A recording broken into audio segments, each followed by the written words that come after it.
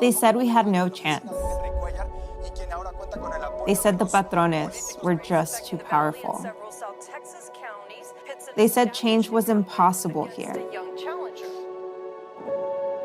But we showed them that the dreams of immigrants, truckers, rancheros, and teachers can be just as powerful as their corporate dollars. Now we're back to finish what we started, to do what my dad taught me. Work hard, keep at it, y enseñar que la esperanza nunca muere. Over the past year, our community has suffered through this pandemic, waking up day after day, praying we wouldn't lose another family member or our jobs. And when we thought Congress would be the answer to our prayers, they ignored us. So I did what I knew I could. I kept fighting for South Texas families as a human rights attorney, helping families who couldn't afford lawyers navigate our broken immigration system. So what's Henry Cuellar done in the last year since he got reelected? He introduced anti-immigration bills with Republicans to further separate families. He was the only Democrat to vote in favor of corporate interests over protecting workers and strengthening unions. And he brought unusable, defective COVID-19 tests into Laredo. South Texas deserves a representative that's going to fight for our dreams as hard as we do. For Medicare for all, so families don't have to go to Mexico to afford basic health care. For immigrants' rights, because we don't want a wall or policies that tear our South Texas community apart. For reproductive health care, porque nuestras mamás, nuestras hijas, nuestras hermanas, our friends and family deserve freedom, dignity, and respect.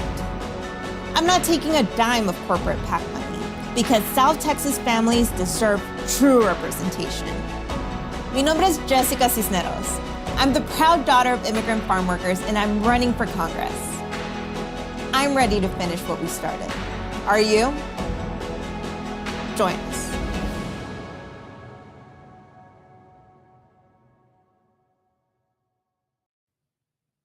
Hi, Jessica. I just love your video. Thank you so much for giving us some of your time. I know it's election time. I know election day is a few days away, and I know that you have a lot going on. One thing that I really love about you, you always present family, and you always present your family, and it lets us know how important family is to you. And being a working family candidate, we are so proud to have you on our slate. We're so proud to stand with you, and we are so forward to your victory on Tuesday night. But tell us, what is the greatest difference between this election cycle and the 2020 cycle when you came within 2,500 votes of being the Congresswoman from South Texas? What's different? Well, first off, just thank you so much for the opportunity to be here. I'm really excited to have y'all as part of our coalition. I think that the biggest difference this time around, as you can imagine, running a grassroots campaign like ours, where we're not taking a single dime of corporate PAC money, where our district is really big. Texas 28 runs from San Antonio down to Laredo, Texas, which is my hometown on the border with Mexico, and then down to Rio Grande Valley. For those of y'all who might not be familiar with Texas, it's about roughly the same size as the state of New Jersey, our district is. So it's a lot of ground to cover. So starting off, as a progressive candidate that, I come from a working class family. I think the difference this time around is the fact that we're very much scaffolding off of the work that we did back in the last election cycle. We were able to earn 48.2% of the vote despite all of those obstacles. The fact that we had a lot of ground to cover, the fact that, obviously there's obstacles in terms of fundraising, and then just name recognition, right? And I think this time around, people remember us from last cycle. And they like what we're standing for, what we're fighting for. And I know that to be true, because otherwise they wouldn't have trusted us with their vote from the beginning. People want a different version of South Texas, something that's different, a different alternative to the status quo that's not working for us right now. So we hit the ground running from day one. And that's why we're really excited to just continue introducing our campaign to new voters in the district after the redistricting process. And that's what we've been focusing on this election cycle. Okay, well, it really seems as though momentum has really been building in your campaign. You had AOC out in San Antonio was it last weekend? Time passed so fast. Last weekend, and so what does it feel like? Because election day is almost here, and you know Texas. I'm a Texan. We are known for low voter turnout, and so we really work to get the voters out. So, what do you see out in the field right now as far as voter turnout, and how are you feeling about it? Yeah, I mean, all of this process is very exhausting, but also very exciting because, like, all the moving parts from when we decided to relaunch our campaign in the summer in August of last year, all of those components, everything we've been working on in terms of like the strategy and like their volunteer recruitment and like putting this very powerful coalition of, all these partners behind our campaign, in addition to investing in the skills, the organizing skills of locals here, it's all coming to fruition. So that's the really exciting part for me. And I mean, voter turnout was going to be low, I think, one, because it's like a midterm election, right? And two, many of y'all have heard of the terrible law that came out of the Texas legislature last session that was dedicated to voter suppression. They were trying to suppress the votes of folks here. So what we've been working on is trying to ameliorate a lot of those, the impact of that law, and just try to energize voters with policies that are actually going to meet the moment and the challenges that they are facing. It's not rocket science, right? If you give people a reason to vote, they will try to go vote. And for us, we've just been focusing on how we can be a resource to those people that want to exercise their, civic duty and go out there and vote. We've been providing information in both English and Spanish. We've been knocking on doors. We've been phone banking. We've been text banking with all that crucial information to make it as easy as possible for our voters. Because we know that if we are able to, increase voter turnout, mobilize those voters, we're going to win this. Exactly. I hear you talk about immigration. Of course, you talk about families. You talk about a lot that is important to regular folk. And that's one good thing to know when people look at the state of Texas, they really look at it as being very, very conservative. And because our leadership in Texas does not look like the people. And so, what do you feel is going to be your policy when you get to Congress that you want to be known for? I mean, I think there's a lot. I mean, uniquely with my kind of background and where I'm from, right, and what I've been doing in terms of a career, I'm an immigration and human rights attorney born and raised along the US-Mexico border. I think there's a lot of experience that I can bring in terms of, amplifying a lot of the injustices in our current immigration system, since I've worked in and out in terms of like all the various agencies involved in our immigration system. And like, I also bring the personal experience of being the daughter of Mexican immigrants, and they had to go through their own proceeding as well in terms of their process to try to have their shot at the American dream. And I also know exactly, what kind of authority we need to appeal to in terms of like getting major reforms passed. Like, there's some stuff the executive can already do. There's things that need legislative fixes. All of those things. I'm really excited to bring my experience to be able to highlight what we can do now and what we need to actually pass in terms of legislation. But the other big one, and a big reason why I decided to run in the first place, is Medicare for all. And that's actually one of the top issues that we're running on in this district, because I can only, and like people here know, like if we were to have, universal healthcare, a single payer healthcare system, that would do so many wonders in terms of investment, in terms of the health of our people here, and would allow them to be able to, I mean, combined with a $15 minimum wage, right?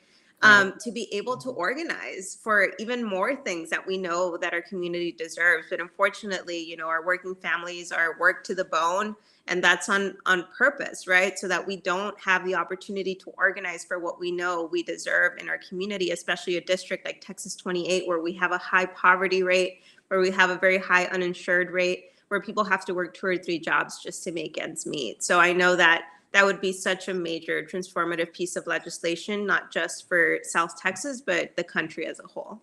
Right, right. We have so many that are uninsured, and we are one of the leaders in America of having uninsured residents. And so to have someone like yourself who will go to Congress, because we know the current sitting congressman is not fighting for single payer health care for the people. And so when you go to Congress, you will also be voting for myself. I'm along the Gulf Coast, and those of us who really want to have healthcare for everyone, because it is actually a right and it should not just be a privilege. So we are excited to partner with you to go to Congress so that you can make some huge positive differences in progressive policies that we need. How do you feel about student loan debt?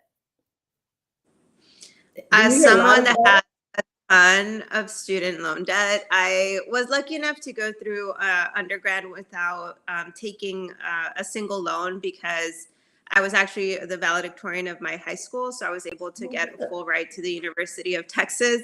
Yeah. But as I was on stage, and I talk about this all the time, like I was looking around and there's so many bright and talented people in my class that unfortunately, because they weren't the top student, they weren't able to go, continue their or pursue a higher education, or sometimes they wouldn't even, be able to just go to the trade school that they wanted or whatever, because they had to immediately start going into the workforce to provide for their families, and support folks that are dependent on them.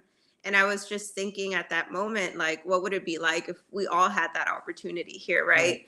right? Right. Where one from my socioeconomic background from my high school was able to pursue a higher education. So I was lucky to be able to like do that. But I know that a story like mine is very much the exception and not the rule. I decided to go to law school, and it was a state school, the University of Texas School of Law. And even with a scholarship, I'm still in six-figure debt. Mhm. And, I know how crushing that is in terms of a lot of decisions that you need to take. Like, I am lucky to live with my parents, but those are decisions that are being forced on us, to try to figure out how to recover from me deciding to go to law school to advocate for families like mine. It comes with a huge price on it, and Right. that's unfair. And I think just the soaring costs of school. Like, there's people that I know that went to my same law school decades prior, and for the same education, just paid a fraction of the price. But we know that, these are predatory student loans. So for me, it's really important to continue advocating for canceling them, because we know what a huge economic impact that would have for people my age, especially, and then, folks that are coming after us as well. Right. Can you imagine being a young family seeking to become educated, and then all of a sudden you are free to be able to purchase a home, buy a That's right. car, because it's just so expensive, and it's so wrong that we penalize those who are seeking to further their education. I know for myself, I didn't have student loans as an undergrad, but I did once I went for graduate degrees. And so Right. it's, to better yourself in education and improve our society. We know an educated society is a more economically thriving society. And so I really, and being in the education field, we really need people to be able to get educated without penalty and without Mhm. crushing their And families. that was, I mean, the fact that I had student loan debt was like one of the kind of things that I had to weigh into. Should I run for Congress or should I not? Mhm. Because it's a full-time job, right? Like, I had my Right. job, I had to like leave it because I wanted to make sure that I was, not half doing the job. I wanted to make sure that I was committing myself to this, and it deserves all of my exclusive attention. But those are decisions that working class people like ourselves have to make, right? Like, how Right. am I going to be able to afford to continue paying my student loans while also running for office? And I am very thankful that like I only, have to take care of myself. But like, can you imagine a working single mother with student loan debt? And like, I'm sure she would probably be a wonderful candidate, but the economic reality is that she probably can't run for office because she can't afford it. Like, that's really hard. That really is. So I think anything we can do to advocate, for for example, have tuition-free public colleges and universities and canceling student loan debt. I mean, it would, like you said, it would be just a major opportunity for, so many folks in this country. Right. And then also to have healthcare insurance, and you're no longer tied to a job that you hate because you're only there because of healthcare insurance. We can do a whole lot more with our own creativity. Well, how can viewers support you in your campaign for Texas 28 for the Congressional District? So we're now 6 days away. Our election day is on March 1st, so it's next Tuesday. Early voting already started. So if you're watching this and you're in Texas 28, the best thing you can do is help us with your vote. I'd be so honored to be able to count on your support. Early voting goes on to February 25th, and then election day, again, it's on March 1st. But if you're not in the district, or you're in the district and are trying to find other ways to help, donating your time and money is really important. We're a grassroots campaign. We're taking a single dime, or not taking a single dime of corporate PAC money. So whatever you can do to chip in or sign up for a phone bank or go knock on doors, all of that would be very helpful. Our website is jessicacisneros.com. It's Jessica, CISNEROS.com. Pretty easy. But yes, anything folks can do to help us out in this final push 6 days away would be incredibly helpful. Well, Jessica, thank you. I know you've got a lot going on. I know the next time that I see you, you're going to be elected to the U.S. Congress. It's going to happen. It's just going to happen. So thank you. You only got 6 days left to push through, and we are pulling for you. And I know a lot of other folks are pulling for you so that we have new leadership in Texas and Texas 28. So thank you so much for joining us, Jessica. Have a great evening. Bye-bye.